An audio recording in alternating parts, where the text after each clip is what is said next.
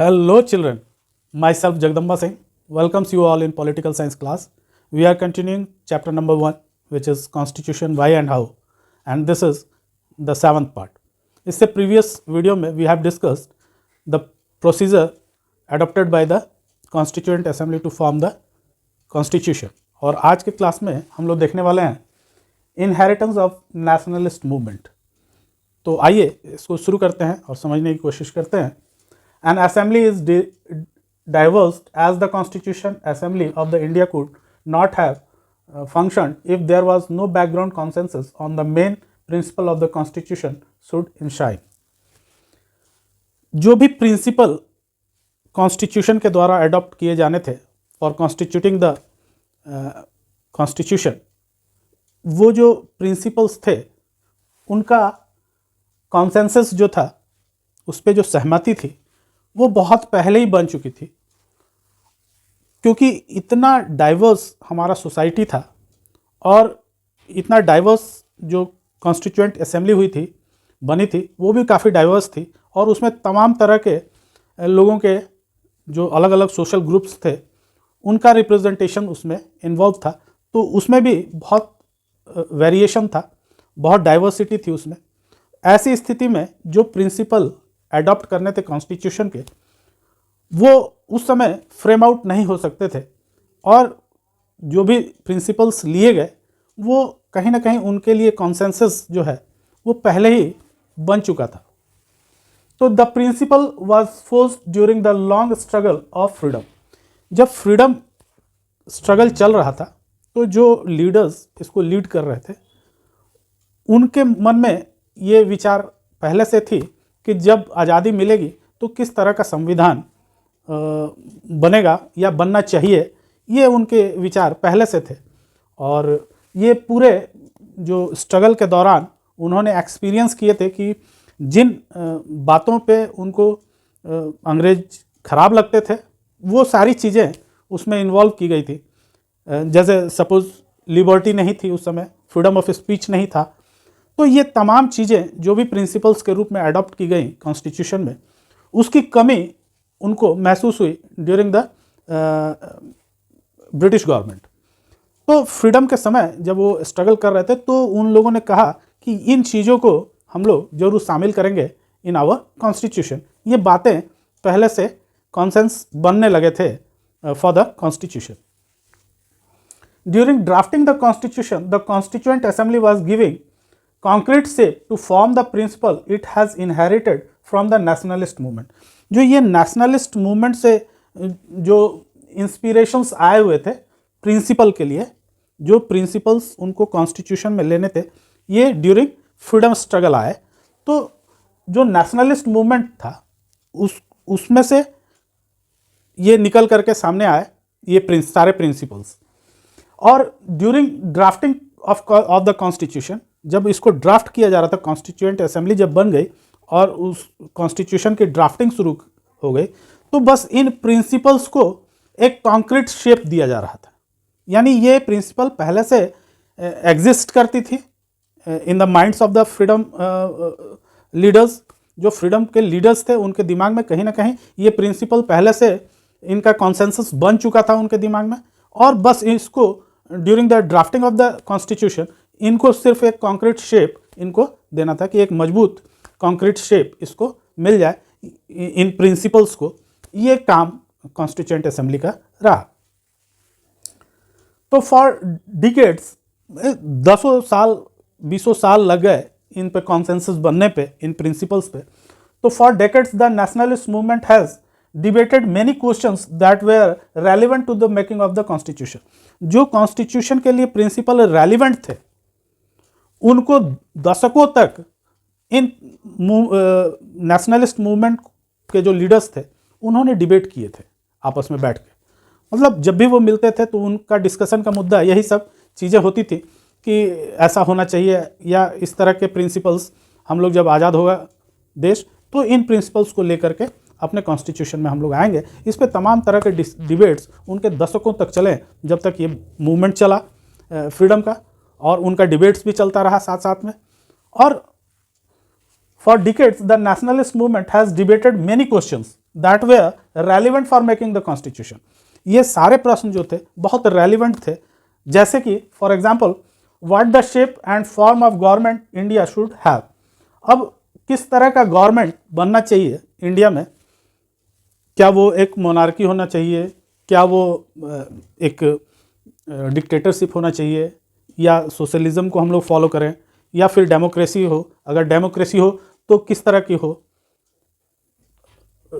की हो, parliamentary form हो या प्रेसिडेंटल फॉर्म ऑफ डेमोक्रेसी हो। तो ये तमाम चीज़ें वो लोग डिस्कस करते थे। What values India should uphold, कौन कौन से वैल्यूज़ को लेकर के आया जाए, इस पे भी काफ़ी चर्चाएं होती थी उनके बीच में। How India will overcome the inequalities, जो हमारे समाज में जो इनइक्वालिटीज़ फैली हुई हैं इनको हम लोग कैसे कंट्रोल करेंगे, इनइक्वालिटीज़ को कम कैसे किया जाएगा, क्या उसके लिए प्रावधान लाए जा सकते हैं इन द कॉन्स्टिट्यूशन। ये सारी चीज़ें डिबेट्स के दौरान इन जो नेशनलिस्ट मूवमेंट के लीडर्स थे उनके दिमाग में हमेशा आती थी ये बातें, और वो अक्सर इन पे डिबेट करते थे। और ये डिबेट एक दिन या 2 दिन का नहीं था, ये दशकों का डिबेट इनका था। और बस कॉन्स्टिट्यूएंट असेंबली का काम यही था कि इन प्रिंसिपल्स को वो एक कॉन्क्रीट शेप दे सके, ये कॉन्स्टिट्यूएंट असेंबली का मुख्य मुद्दा था। तो बहुत सारे क्वेश्चंस थे, ऐसा नहीं था कि एक क्वेश्चन या 2 क्वेश्चन इस तरह के थे। ये तो एग्जाम्पल के तौर पे 2-3 क्वेश्चंस यहाँ बताए जा रहे हैं, लेकिन इस तरह के हजारों क्वेश्चंस थे जिनको इंक्लूड करने की इच्छा उनकी थी। सैकड़ों थे इस तरह के क्वेश्चंस। तो this question should be summarised, इनको समराइज करके छोटा करना था और कुछ उसमें से सॉलिड चीज़ें निकाल करके कॉन्स्टिट्यूएंट असेंबली के सामने इनको देनी थी कि इन मुद्दों पे ही the constitution is going to be framed.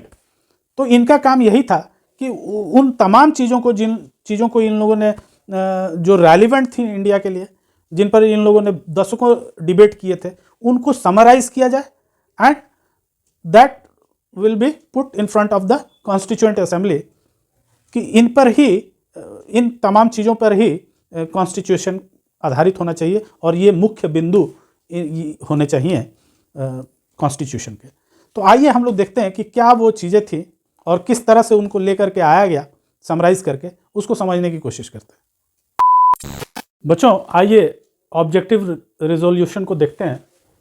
The best summary of the principles that the nationalist movement brought to the constituent assembly was the objective resolution.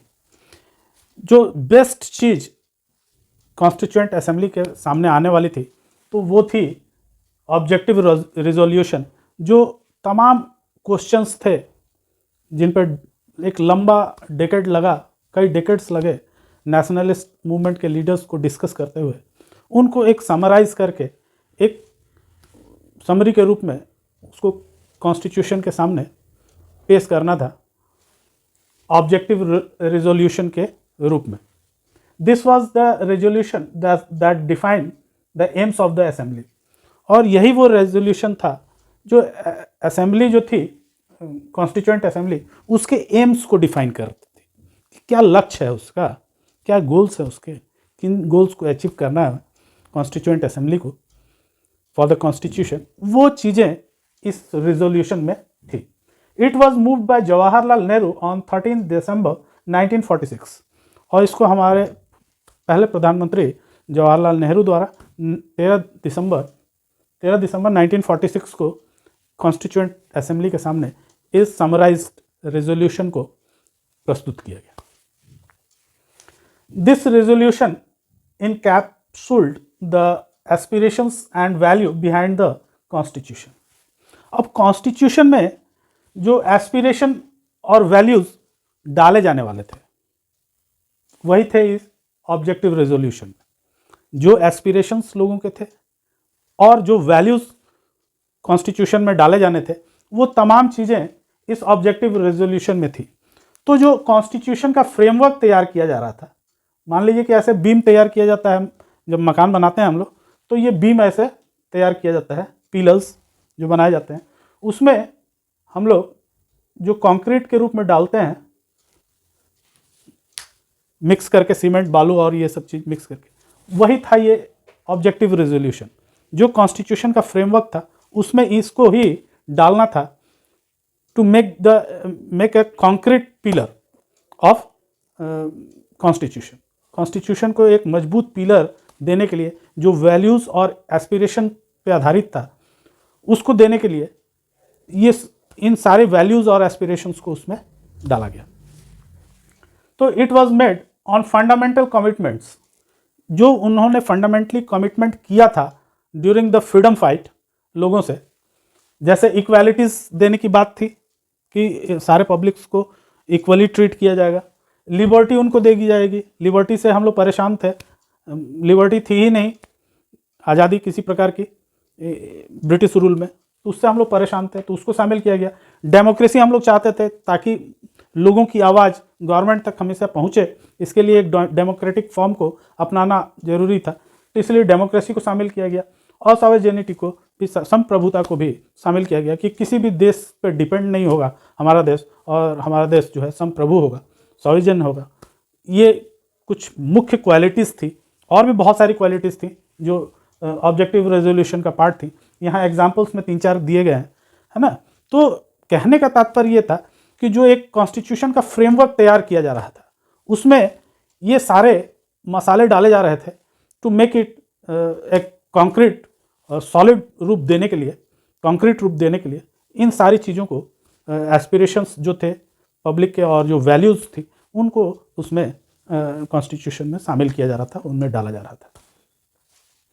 तो ये बहुत ही इम्पॉर्टेंट चीज़ थी ऑब्जेक्टिव रेजोल्यूशन, जो कि आज़ादी से पहले ही 1946 में इसको जवाहरलाल नेहरू ने कॉन्स्टिट्यूंट असेंबली के सामने प्रस्तुत किया था। It helps making constitution not only the rules and procedure but a more commitment to fulfil promises of nationalist movement help before the people. जो एस्पिरेशंस थे पीपल के, जो नेशनलिस्ट मूवमेंट के दौरान उपजे थे, लोगों की इच्छाएं थी, उन सारी चीज़ों को फुलफिल करते हुए ये ऑब्जेक्टिव रेजोल्यूशन कॉन्स्टिट्यूएंट असेंबली के सामने प्रस्तुत किया गया। और कहा गया कि यही, और आज हमारे कॉन्स्टिट्यूशन के पैराम्बल में जो चीज़ें दी गई हैं, जो पूर्ण रूप से एक निचोड़ कहा जा सकता है कि क्या चीज़ों किन चीज़ों पे हमारा कॉन्स्टिट्यूशन आधारित है, वो सारी चीज़ें हमारे पैराम्बल में दी गई हैं कॉन्स्टिट्यूशन के। तो ये सारी वो चीज़ें हैं जो वैल्यूज़ के रूप में डाली गई थी इन आवर कॉन्स्टिट्यूशन। तो बच्चों, उम्मीद है आपको समझ में आया होगा। तो दोस्तों के साथ शेयर कीजिए, इसको लाइक कीजिए वीडियो को, और सब्सक्राइब कीजिए। Thank you.